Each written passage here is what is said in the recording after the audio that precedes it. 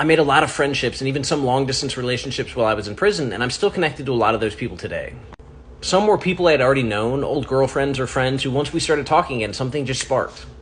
Some were friends of friends that I'd never met before, and I had one woman who used to pitch me as a great resource for anyone struggling with mental illness or addiction or just struggling in their lives.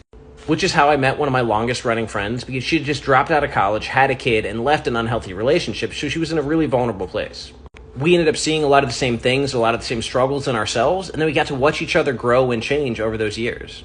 The rest of the friendships and most of the relationships, though, came from a pen pal site, where I could send in a picture and a bio and a little bit of money, and I would be put on their website essentially as a classified ad. And at first I thought that was crazy. Like, who's going to want to write somebody who's incarcerated? But I was blown away by the number of letters I got every time I put an ad up. And the type of women really ran the gamut. Some were just insanely busy and successful and didn't feel like they had time for a relationship, but wanted some kind of attention or interaction. Some were just plain curious and were only looking for a friendship. Some were really emotionally unbalanced and couldn't be in a relationship on the outside, but hoped for success where there were some serious boundaries in place.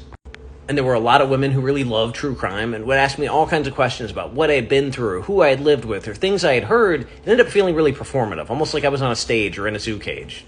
Every now and then I would have someone write for some random reason. One woman wrote as part of the volunteer organization she was a part of. We struck up a friendship and we're in regular contact today.